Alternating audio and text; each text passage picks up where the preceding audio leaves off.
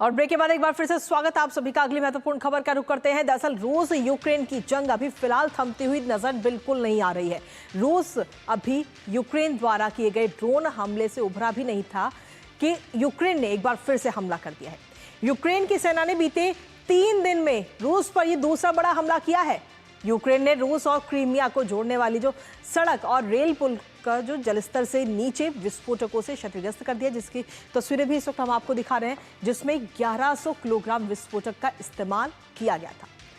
इसके साथ ही अगर इससे पहले नजर डालें तो यूक्रेन ने ड्रोन के जरिए अटैक करके कई विमानों को नुकसान पहुंचाया था। और ऐसे में देखना ये होगा कि अब रूस इस हमले का किस तरीके से जवाब देता है। करेंगे चर्चा अपने संवाददाता से, लेकिन उससे पहले ये तस्वीरें इस वक्त आपको दिखा रहे हैं हम। लगातार इन तस्वीरों के माध्यम से आप समझ सकते हैं कि यूक्रेन ने किस तरीके से रूस को नुकसान पहुंचाया है। वो इन तस्वीरों के माध्यम से आप साफ तौर पर देख सकते हैं। पानी के अंदर 1100 किलोग्राम का ये पूरा विस्फोटक लगाया गया था और उसके बाद में इस पुल को उस विस्फोटक के जरिए ध्वस्त कर दिया गया। लेकिन इसके साथ ही अगर हम देखें तो सीधे तौर पर ये रूस की तरफ से 3 दिन के अंदर दूसरी बड़ी कार्रवाई यूक्रेन की तरफ से रूस के ऊपर। यूक्रेन ने क्रीमिया का ये ब्रिज उड़ाया है, जिसमें 1100 किलो TNT के बराबर विस्फोटक से इसे तबाह किया गया है, जिसकी तस्वीरें भी इस वक्त हमने आपको दिखाई। लेकिन इसके साथ ही रूस ने कब्जे के बाद ये ब्रिज बनाया था, जिस ब्रिज को इस वक्त यूक्रेन ने ध्वस्त कर दिया है, जिस तस्वीरें भी हमने आपको दिखाई। साथ ही 100 से ज्यादा ड्रोन से हमले को अंजाम दिया गया। इससे पहले भी ड्रोन अटैक यूक्रेन की तरफ से रूस के ऊपर किया जा चुका है, जिसमें कई सारे विमानों को निशाना बनाया गया था। रूस के जो बम वर्षक ठिकानों को काफी नुकसान पहुंचाया गया था। ये तमाम 40 से ज्यादा वो विमान थे जो बम वर्षा करते थे, उनको नुकसान पहुंचाया गया, जिसको लेकर जेलेंस्की ने कहा कि हम सीज फायर चाहते हैं, लेकिन रूस शांति के खिलाफ है। जेलेंस्की ने साफ तौर पर इस बात को कहा है। इस्तांबुल में जो शांति वार्ता हुई वो भी फेल नजर आई और रूस ने पुरानी ही शर्तें रखी हैं इस शांति को लेकर के। और यूक्रेन की मदद को आगे ब्रिटेन जो है वो इस वक्त आगे आ चुका है। ब्रिटेन इस वक्त यूक्रेन की पूरी तरह से मदद कर रहा है और यूक्रेन को 1 लाख ड्रोन देने का वादा ब्रिटेन की तरफ से किया गया है। इसके साथ ही तोप के 1,40,000 गोले पहले ही ब्रिटेन भेज चुका है यूक्रेन को और अब ड्रोन्स की बात कही गई है। इसके साथ ही 4.5 मिलियन पाउंड की सैन्य मदद का भी ऐलान ब्रिटेन की तरफ से किया गया है। तो सीधे तौर पर हम देखें तो यूक्रेन की मदद के लिए ब्रिटेन इस वक्त खुलकर सामने आता हुआ साफ तौर पर नजर आ रहा है। लेकिन इस जंग की अगर हम बात करें तो 1196 दिनों से ये जंग लगातार जारी है और इस जंग में सिर्फ एक नहीं बल्कि दोनों देशों को काफी नुकसान पहुंचा है। यूक्रेन ने रूस से कई इलाके छीने हुए हैं। क्रीमिया ब्रिज पर भी बड़ा हमला किया गया, जिससे रूस कहीं ना कहीं भड़क गया है, जिसकी तस्वीरें हमने आपको दिखाई थी, जो हमला किया था पानी के अंदर से और इस ब्रिज को ध्वस्त किया।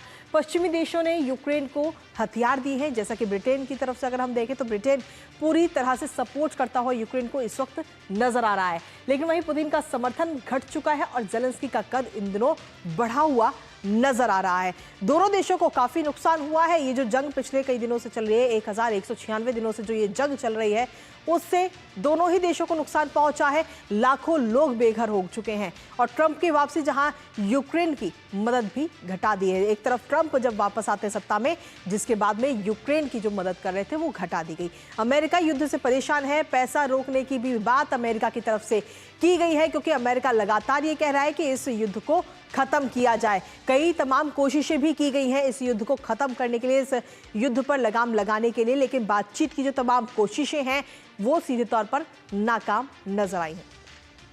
आखिर रूस और यूक्रेन किन वजहों से भिड़े हैं, एक नजर उस पर डालें। दरअसल आपको बता दें कि फरवरी 2022 में रूस ने यूक्रेन पर यह बड़ा हमला बोला था, फरवरी 2022 से, और इसके बाद में नाटो में शामिल होने से रूस जो है वो नाराज था और साथ ही कीव पर मिसाइलों की बौछार उसने कर दी थी और जिसके बाद में पूरे देश में हड़कंप मच गया था। राष्ट्रपति जेलेंस्की ने भी हथियार नहीं डाले और लगातार पहले दिन से लगातार यूक्रेन एक एक चीज का जवाब दे रहा है और ऐसे में पुतिन की तरफ से कहा गया कि ये स्पेशल मिलिट्री ऑपरेशन है, ये बात कही गई। तो वहीं अमेरिका, यूरोप ने रूस पर भारी पाबंदियां भी लगा दी है कि आखिर किसी भी हाल में ये जो युद्ध चल रहा है उस पर रोक लग सके। लेकिन मौजूदा हालात क्या है आज की तारीख में, एक नजर उस पर भी डाल लेते हैं, क्योंकि मौजूदा हालात में अगर हम देखें तो ये जो जंग चल रही है उसका कोई खास असर अभी तक हमें नहीं दिख रहा है। जहां की और इसी पर ताज़ा अपडेट लेते हैं। इस वक्त हमारे साथ में हमारे सहयोगी विशाल इस वक्त जुड़े हैं। विशाल, क्या कुछ ताज़ा अपडेट है आपके पास में, क्योंकि तमाम कोशिशें तो की जा चुकी हैं इस युद्ध पर विराम लगाने की, लेकिन फिलहाल ये जंग रुकने के आसार बिल्कुल भी नजर नहीं आ रहे। देखिए कृतिका, 1200 दिन करीब हो चुके हैं रूस और यूक्रेन की ये लड़ाई शुरू हुए, और लग रहा था कि जब ज़ेलेंस्की ट्रंप से मिले तो उनको लगा कि, और पूरी दुनिया को लगा कि शायद अब यूक्रेन को पीछे हटना होगा और अमेरिका जो है वो रूस के साथ आ गया है। लेकिन अब जिस तरह से ब्रिटेन ने सपोर्ट किया है और जिस तरह से ये ऑपरेशन स्पाइडर वेब चलाया है यूक्रेन ने, उसको देखकर लगता है कि अब बहुत मुश्किल होगा इस लड़ाई को रोकना, क्योंकि अब रूस पूरी ताकत से हमला करेगा।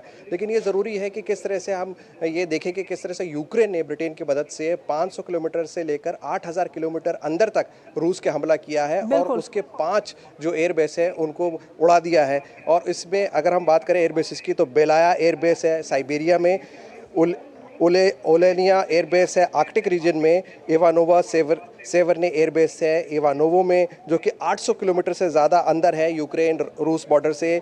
और इसके अलावा यूक्रेन एयरबेस है जो रशिया का सबसे फार ईस्ट में, मतलब पूर्व में सबसे दूर है। ये करीब 8000 किलोमीटर है यूक्रेन रशिया बॉर्डर से। तो इतनी दूर जाकर अगर यूक्रेन का ये ऑपरेशन स्पाइडर वेब सफल होता है, हालांकि डिकॉय यूज़ किया था रूस ने, अपने एयर बेसिस पे पेंट करके रखा था हवाई जहाज़ों को, ताकि ऊपर से आप दिखे तो आपको पता ना चले कि ये असली हवाई जहाज़ है या ये पेंट किया हुआ है। उसके अलावा हवाई जहाज़ के ऊपर जो उनके फाइटर जेट्स थे उनके ऊपर टायर लगा के रखे थे। बावजूद इसके ये एक ज़बरदस्त हमला है और रूस अब इसका जवाब देगा। मुझे लगता है कि लड़ाई अब और भयानक होने वाली है। बिल्कुल, इसके लिए देखना होगा कि रूस की तरफ से आखिर क्या जवाब दिया जाता है यूक्रेन के इन हमलों का। फिलहाल बहुत बहुत शुक्रिया विशाल, तमाम जानकारी हमारे साथ साझा करने के लिए।